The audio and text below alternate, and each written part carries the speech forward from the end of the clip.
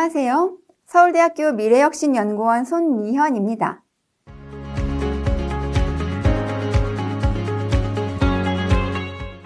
데이터 기반 과학 탐구를 가장 대표할 수 있는 탐구가 바로 센서를 이용한 탐구입니다. 사실 기존에도 센서를 이용한 탐구는 과학 시간에 많이 시도되어 왔습니다. 온도를 측정하는 온도계도 센서이고 소음을 측정하는 소음 측정기도 센서입니다. 하지만 일반적인 온도계를 이용한 탐구를 데이터 기반 과학 탐구라고 생각하지는 않습니다. 그렇다면 과연 데이터 기반 과학 탐구에서 의미하는 센서를 이용한 탐구는 어떤 것일까요? 그리고 어떠한 센서를 사용할 때 데이터 리터러시를 키울 수 있는 탐구를 진행할 수 있을까요? 이번 강의에서는 데이터 기반 과학 탐구를 하기 위한 센서는 어떠한 특징이 있는지 확인하고 무엇을 주의해서 탐구를 진행해야 하는지, 어떻게 데이터를 공유할 수 있는지 몇 가지 방법을 살펴보도록 하겠습니다.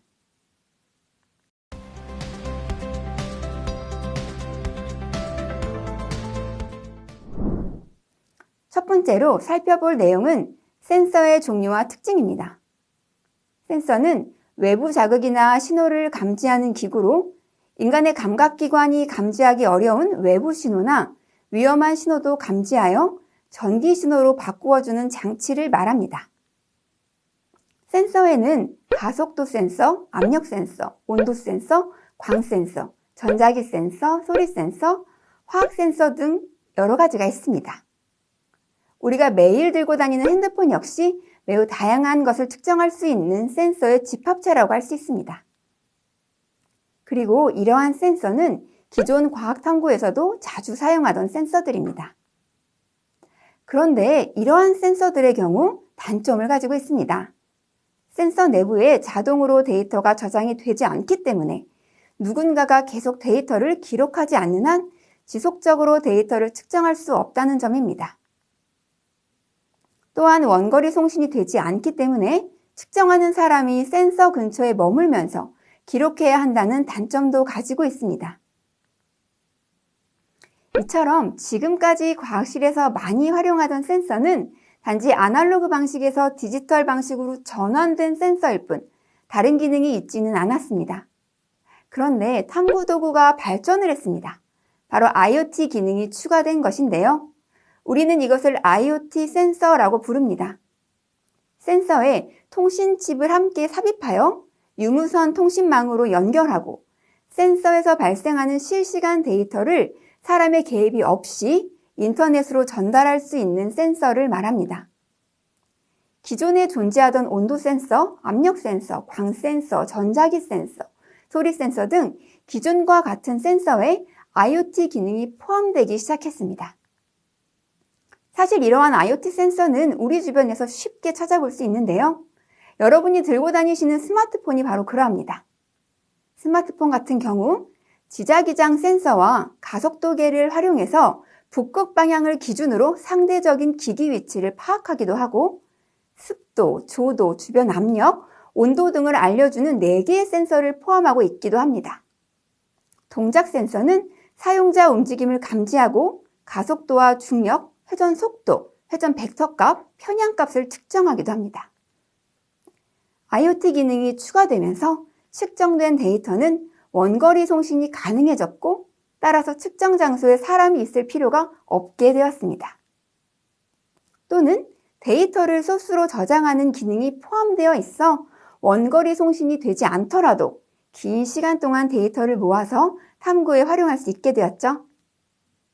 기존에 측정하지 못하던 것을 장시간 동안 측정할 수 있게 되면서 다양한 탐구가 가능해졌습니다. 또한 기존에 관찰하지 못했던 현상을 수치로 확인하게 되면서 보이지 않던 문제가 보이기도 합니다. 단, 이렇게 수집한 데이터는 기존과는 달리 매우 양이 많기 때문에 학생들이 기존의 분석 방법과는 달리 소프트웨어를 활용하여 분석할 줄 알아야 합니다. 따라서 과학 지식뿐 아니라 소프트웨어를 활용하거나 데이터를 클리닝하는 역량 등 데이터 리터러시가 필요한 것입니다.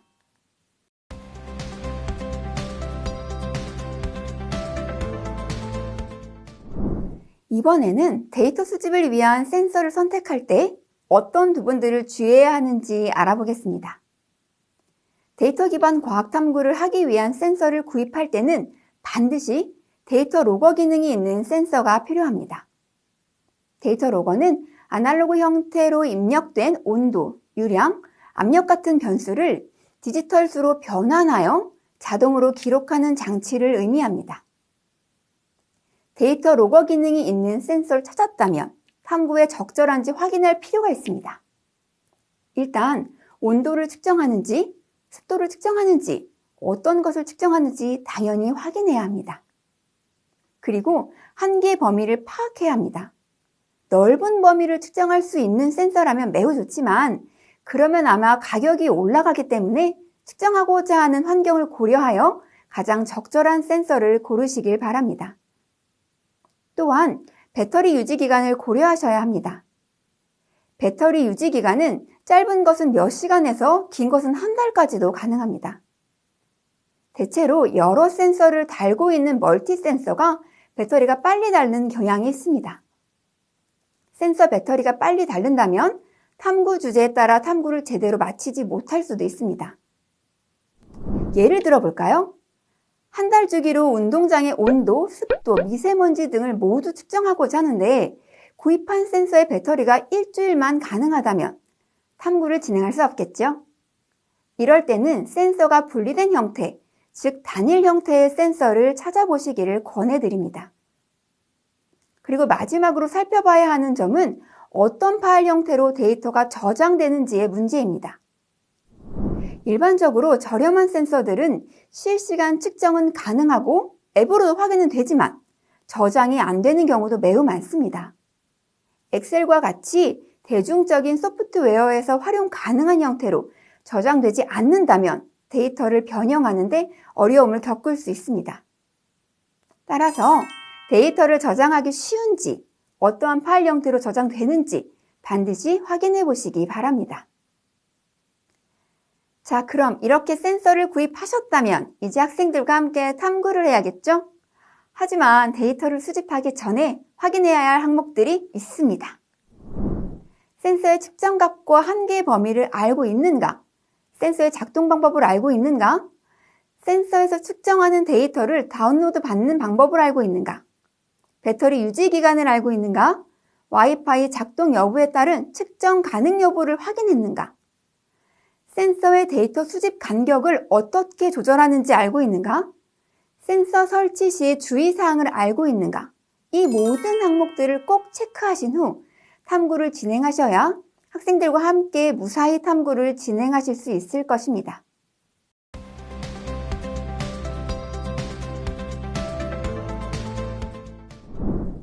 이번에는 수집된 데이터를 어떻게 공유할 수 있을까 하는 부분을 이야기해 보려고 합니다. 데이터를 공유하게 되면 정말 다양한 장점이 있습니다. 과학의 법칙은 단 한 번의 실험으로 만들어지지 않습니다. 여러 번 실험을 반복하면서 이상한 결과를 제외하고 그 평균값을 구하는 것입니다. 공유를 하게 되면 같은 실험을 여러 번 하는 것과 같은 효과를 얻을 수 있습니다. 또한 모든 별로 조작 변인을 다르게 하여 탐구의 결과를 비교할 수도 있죠. 그리고 이러한 공유가 전국 단위로 일어난다면 훨씬 더 많은 장점을 갖게 됩니다.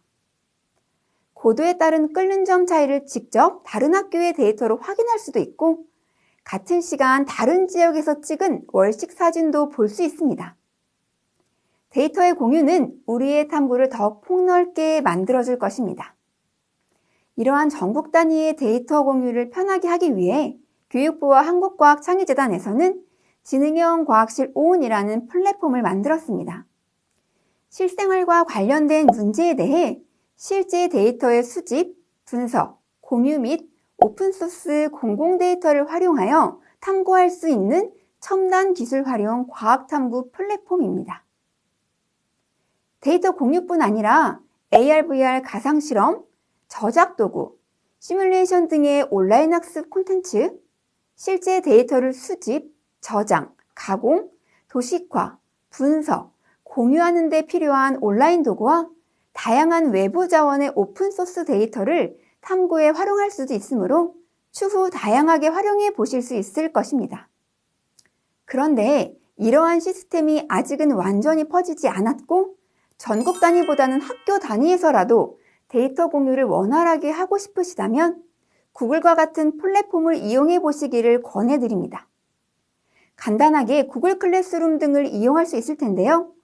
아마도 코로나 상황을 겪으면서 구글 클래스룸의 장점을 많이 경험해 보셨으리라고 생각합니다. 과학 수업을 위해 구글 클래스룸을 단원별로 만들고 학생들을 각 클래스에 초대한 후 모든 모둠에서 실험한 데이터를 업로드하게 하는 것이죠. 그렇게 실험을 진행하면 학생들은 학년 전체 학생들이 실험한 데이터를 확인하면서 데이터의 양이 많아질 때 어떠한 일이 벌어지는지 확인할 수 있을 것입니다. 저는 구글 클래스룸 이외에 구글 사이트도 자주 이용하는데요. 구글 사이트는 웹페이지를 제작할 수 있는 도구지만 학생들을 파일 공유자로 하면 학생들은 영상, 실험 데이터, 사진, 인터넷 기사 등 다양한 형태의 자료를 업로드할 수 있습니다. 어디서나 웹페이지 주소만 있다면 결과를 관찰할 수 있게 됩니다. 사용법 역시 매우 직관적이기 때문에 학생들을 초대만 한다면 기본 도구 틀을 익히는데도 채 10분이 걸리지 않을 것입니다. 이것 이외에도 패들렛 등과 같이 협동 온라인 보드를 이용할 수도 있습니다. 패들렛의 파일 첨부 등이 가능하므로 하나의 실험에 하나의 패들렛 보드를 만든 후 컬럼을 반별로 만드는 것입니다. 그럼 그 컬럼에 각 모둠에서 얻은 자료를 넣고 학생들이 원할 때 접속하여 다운로드 받게 할 수 있습니다. 코로나를 겪으면서 많은 선생님들과 학생들은 공유라는 것에 대해 더욱 편안하게 느낄 수 있게 되었습니다. 그리고 공유가 갖는 장점을 알게 되었죠. 따라서 선생님들께서 사용하시기에 편한 온라인 툴을 이용하여 데이터를 공유하신다면 더욱더 다양한 주제의 과학탐구, 과학의 본성을 잘 경험할 수 있는 과학탐구 수업이 될 수 있을 것입니다.